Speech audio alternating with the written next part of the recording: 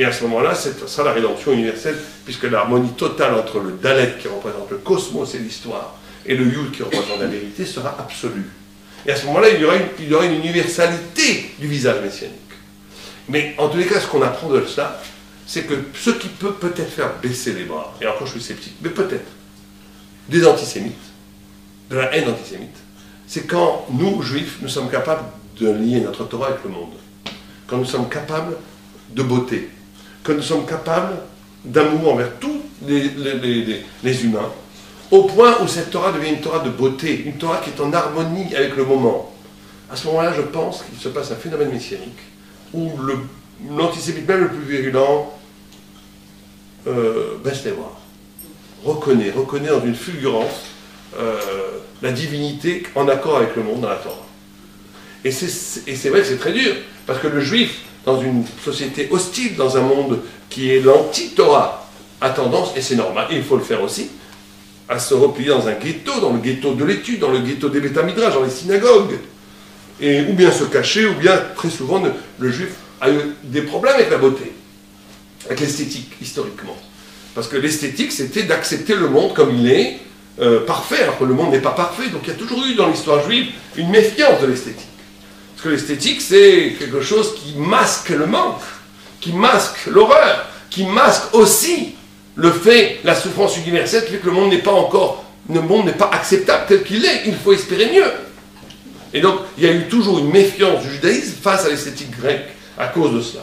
Mais il y a une autre forme d'esthétique, qui est une esthétique spirituelle, où à un moment donné, cette réalité peut devenir le lieu d'une apparition de vérité thoraïque.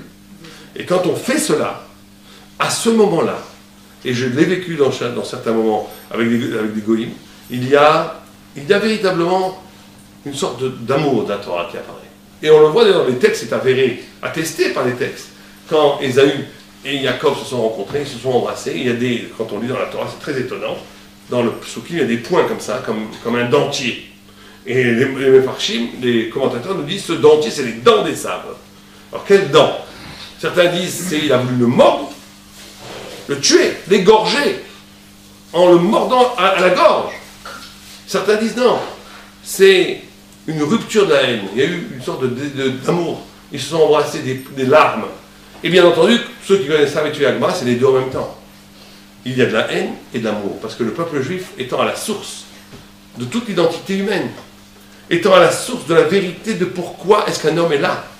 Toute la Torah a été créée pour le monde, tout le monde a été créé pour la Torah.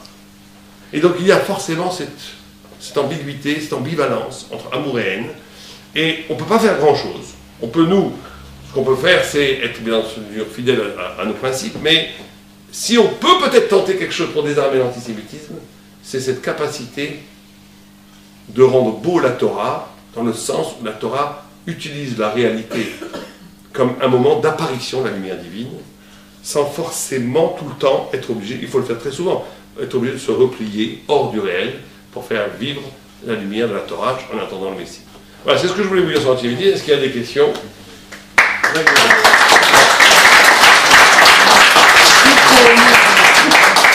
Est-ce que le Messie est censé réveiller les morts? Alors ça, c'est une question très intéressante. Il y aura bien sûr, il est écrit dans la Torah, qu'après une période messianique, on ne sait pas très bien si c'est avant ou après, il y a des discussions sur ça, il y aura une résurrection générale des morts. Mais ça ne veut pas... Moi, ça m'étonne, ça. Ah oui, c'est étonnant. Je vous rassure, ça m'étonne moi aussi. Donc il faut que ça vous étonne. Du corps, et ça veut dire comment? Alors justement, la résurrection des morts, c'est qu'il va falloir, je ne veux pas vous effrayer, c'est important que le monde on a dit le monde qui à un moment donné est libre, devra se représenter devant Dieu pour rendre compte de sa liberté. Et il faut pour cela que tout le monde soit debout. Alors ça ne veut pas dire qu'ils vont tous rester debout. Hein. Il y a beaucoup de résurrections qui seront après dire vous n'avez pas passé le test. Bon, mais bon, c'est des questions qui ne sont pas liées à... On pourrait faire un cours sur notre trace à Métine. Vous savez que c'est intéressant ce que vous dites parce que c'était une des discussions qu'il y avait dans le Talmud. Et un sage a dit, tu ne crois pas à la résurrection des morts? Pourtant, il a dit, comment se fait-il qu'il lui a fait un calvé-romer? Il lui a dit, un calvé-romer, c'est un raisonnement a fortiori. Il a dit, si déjà tu crois que de pratiquement rien, d'une petite toute petite goutte de semence apparaît une vie humaine, ne crois-tu pas qu'une vie humaine peut faire apparaître une autre vie humaine? Et Rachid nous dit que, qu'est-ce qu'il a voulu lui dire par là? Il aurait pu lui dire, Dieu il fait ce qu'il veut. Dieu il a créé le monde, il a créé les gens, il peut aussi faire vivre les morts, c'est pas un problème pour Dieu. Dieu il fait ce qu'il veut, si on croit en Dieu, Dieu il peut tout faire. Mais il n'a pas voulu répondre comme ça. Parce qu'il dit le miracle, celui qui combattait le rabbin, était tout à fait disposé à croire que Dieu pouvait tout faire. Mais il disait que vous les juifs, vous allez à l'encontre du monde. Le monde, c'est la vie qui va vers la mort. On n'a jamais vu la mort qui va vers la vie. C'est pas vrai. Le judaïsme, c'est d'être capable que la mort va vers la vie. Que dans la mort peut être le lieu d'une renaissance. C'est la notion de résilience, la notion du peuple juif, la notion d'une renaissance. Alors, bien sûr que c'est étonnant, mais moi, c'est vrai que ce que disait le rabbi, c'est quand même encore plus étonnant que d'un rapport d'amour naisse un être.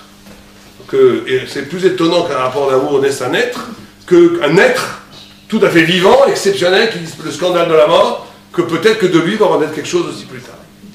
Oui, monsieur Brassavine, moi, simplement, ça me fait penser, je crois que c'est dans Ézéchiel, hein, ça je ne suis pas sûr du tout de ma référence, mais de cette histoire de les os secs qui peu à peu se couvrent de chair, de nerfs, de muscles, et donc c'est une symbolique de la mort revient la vie. Mais ça n'est pas la peine de chercher très loin. Après Auschwitz, quasiment, il n'y avait plus de peuple juif. Il y avait encore des juifs en pays orientaux, et encore aussi... Aux États-Unis, il y en avait quand même quelques-uns. Bon. Et vous dire, métaphysiquement, spirituellement, ils étaient presque morts. Il y a une renaissance du peuple. Mais d'ailleurs, les commentateurs l'expliquent comme vous l'expliquez, que la prophétie de Daniel, c'est une renaissance du peuple juif chaque fois. C'est évident. Donc, mais il ne faut pas non plus dire, c'est vrai ce que vous dites, 100%. Mais il ne faut pas, je ne sais pas pourquoi on parle de ça, ça va notre sujet, mais il y a aussi le fait factuel de la résurrection. Non, c'est la résurrection éventuelle. Tout à fait. Vous avez posé une question qui nous concerne tous, collectivement et nominativement. Hein? Vous avez donc posé la question célèbre que nous connaissons tous et face à laquelle nous sommes constamment confrontés.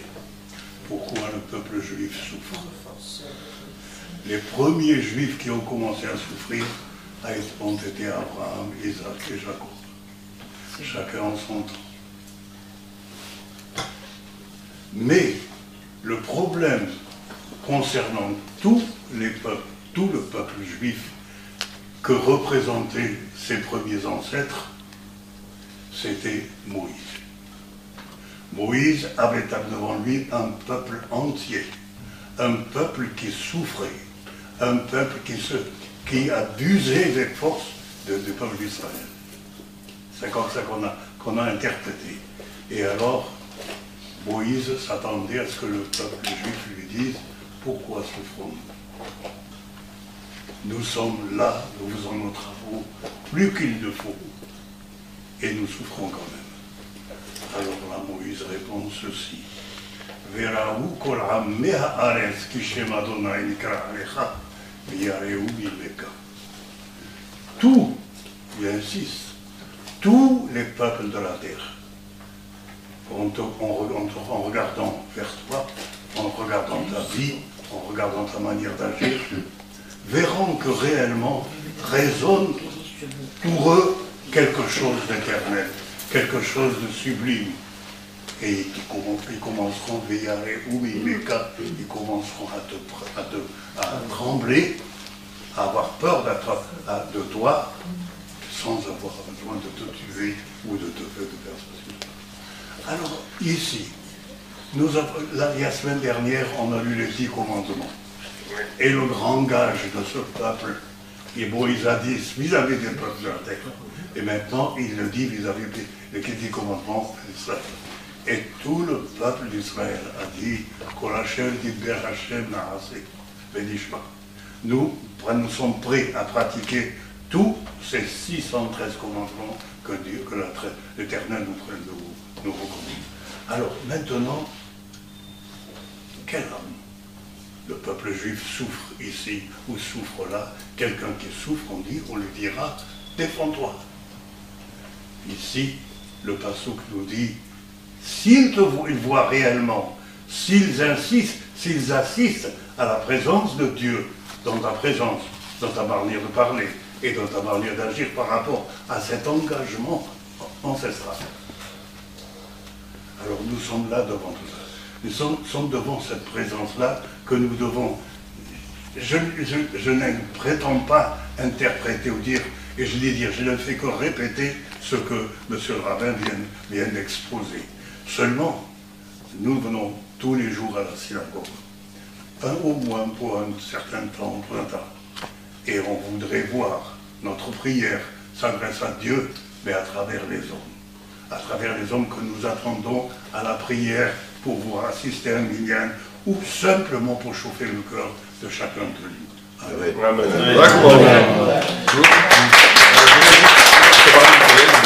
Je voudrais déjà avec M. Amsalem, on a eu cette idée, je veux juste, vous pouvez après vous adresser à M. Amsalem peut-être directement, ça sera plus simple. On a fait cette idée à Jérusalem, d'aider les gens pour Shabbat. Comment est-ce qu'on l'a fait? C'est très simple. On a dit aux gens qui avaient des difficultés pour acheter des denrées de première nécessité pour Shabbat, on leur a dit, écoutez, c'est très simple, au lieu de vous donner de la tzedaka comme ça, on va faire une étude le vendredi matin, la halachot Shabbat, de 2h30. On a fait attention à plein de choses, on a fait à 9h15 pour que ça ne retombe pas sur les femmes, qui puissent amener les élèves à l'école, midi moins quart pour qu'ils puissent aller chercher les enfants, que ça ne retombe pas sur les femmes. Donc pendant 2h30, pendant 2 heures, ils étudient avec le jeûne de la parole. On a fait comme ça. On a dit 15 shekels $. Si vous arrivez, vous faites le jeûne de la parole, vous faites que la Torah, c'est 30 shekels $. Vous étudiez à 9h15 et pas à 9h16, c'est 40 shekels $. Vous arrivez tous les vendredis, c'est 50 shekels $. Et donc on leur donne 125 shekels pour le vendredi, ce qui n'est pas énorme. Ça fait à peu près 20 euros. Aujourd'hui, l'euro avait ça fait 30 €, mais ça leur permet d'acheter le minimum. Il y a viande, vin, enfin le minimum des chalotes. Et on a, au-delà de la tzedaka qu'on leur fait, une ambiance exceptionnelle. Parce que pendant 2 heures, on étudie, après un quart d'heure, on leur fait un petit cours, et après, dans un quart d'heure, on dit les Teilim pour le peuple juif. Et il y a une ambiance absolument fabuleuse. Moi, je vois la shrina voler dans les airs. Et donc, on est aujourd'hui à 26 étudiants, on voudrait grandir, aider plus de gens. Il y a une liste d'attente absolument énorme. Donc, tout celui qui veut, bien entendu, participer à cette merveilleuse mitzvah. On a eu cette idée avec M. Amsalem, on a commencé ça il y a à peu près 2 ans et demi. Ça marche très très bien, c'est magnifique. Celui qui veut participer, bien entendu, il y a les papiers ici. On peut voir avec M. Amsalem. Et c'est une immense mitzvah, et il n'y a pas de frais de fonctionnement, c'est tout pour eux, parce que c'est au sein d'une structure qui existe déjà, qui est un collège à plein temps, donc tout est déjà en place, et Bezat Hashem, toute l'aide est bien entendu le bienvenu. Comme tout. Je voudrais simplement, en votre nom, remercier le Rav Sadine pour ce brillant exposé. Je crois que le pari est gagné. Vous êtes arrivé à nous intéresser à un sujet qu'on pensait trop rabattu. Je profite de la question qui a été posée, qui était hors sujet mais intéressante, pour dire qu'on a une demande très importante de la part de membres de la communauté pour savoir qu'est-ce qui va se passer après. Ça veut dire on vit en exil, on vit en galoute, et après, lorsque le dernier moment viendra, où est-ce qu'il faut être? Est-ce qu'il faut être ici? Est-ce qu'il faut être enterré en Israël? Quels sont les arguments pour l'un et pour l'autre? C'est un sujet qui préoccupe des personnes âgées, mais aussi des personnes plus jeunes, puisque, je vous le rappelle, personne n'est maître de la dernière seconde, à part Dieu. Donc, nous ferons probablement intervenir le Rav Sadine sur ce sujet très délicat de l'après. Plus tôt on le saura, plus tôt on le préparera, et plus tôt on aura la tête tranquille. Pour toutes les questions complémentaires sur la conférence, je vous propose de continuer avec le Rav Sadine en bas, devant le célèbre buffet de Monaco, très connu après la conférence. Ah, d'accord. Vous avez parlé d'un livre. Sadine après la conférence. Oui, c'est très philo. Allez, ça